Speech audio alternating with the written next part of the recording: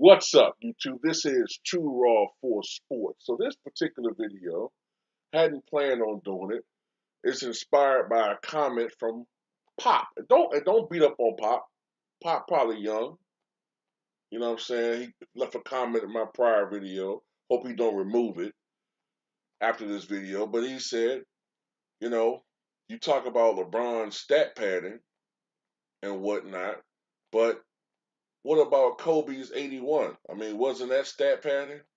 You know, you selective of what you want to call stat padding. So wasn't that stat padding? So I'm gonna do a video explaining to you what the differences were and are.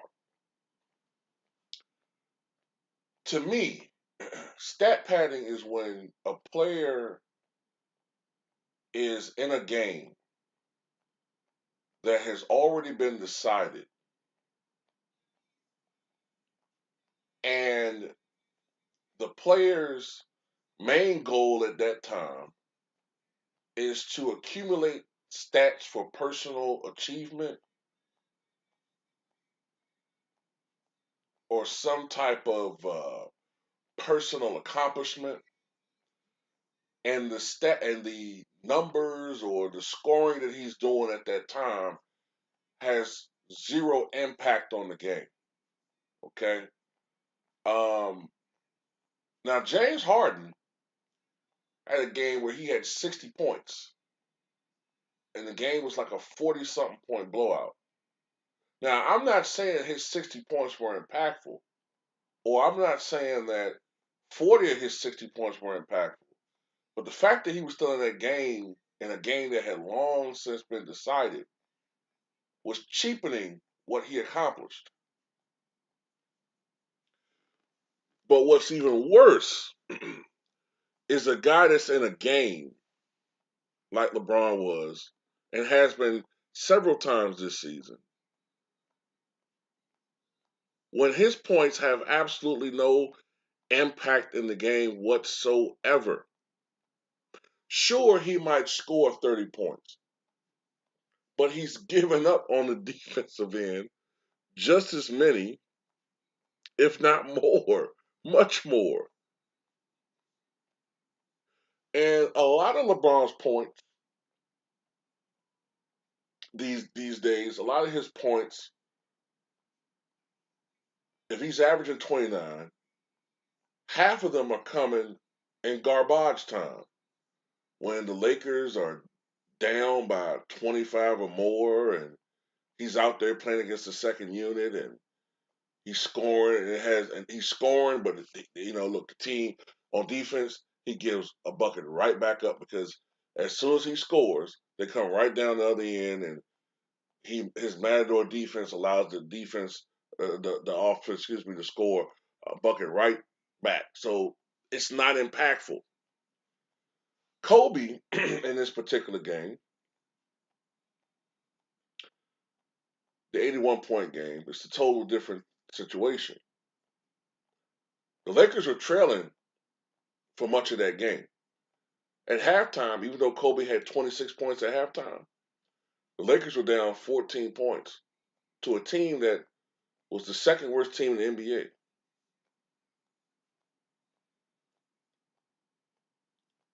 Kobe went out in the second half and scored 55 of the Lakers' 73 points and turned around what was a 14-point deficit into a 17 or 18-point win.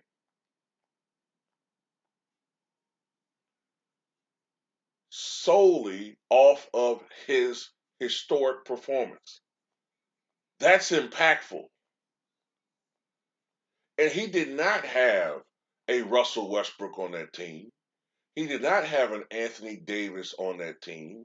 He did not have a Carmelo Anthony on that team. His best teammate, I believe at the time, was Lamar Odom.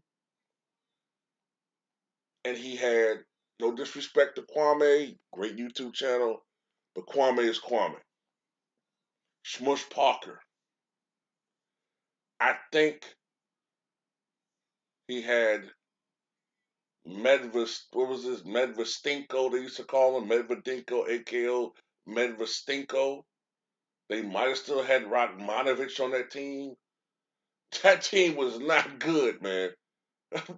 You know, this is a horrible comparison. As a matter of fact, there was a game a month before this where the Lakers were playing the Dallas Mavericks, and Kobe actually outscored Dallas in 3 quarters, personally, 62-61.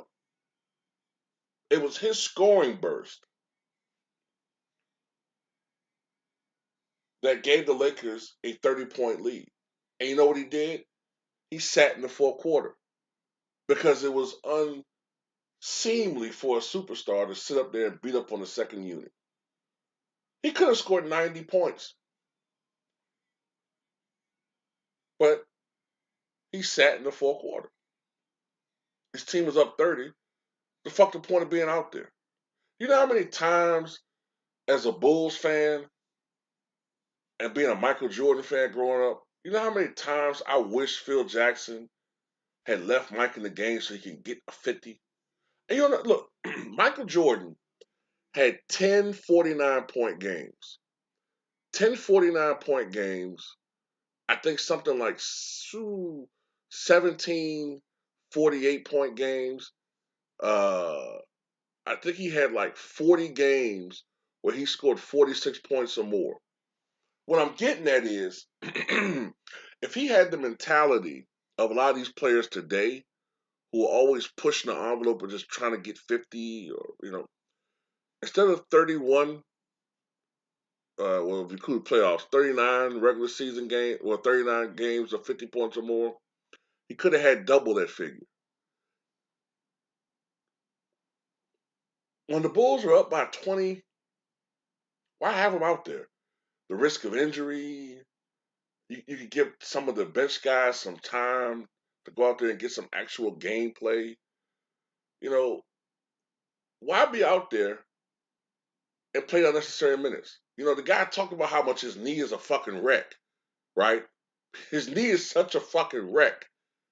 My knee's a wreck, my knee is just, it's never going to be right, man, but I can't afford time off. But you sit up there playing in a fucking blowout. I'm done. I don't want to keep going into this no more. Anyway, I made my point.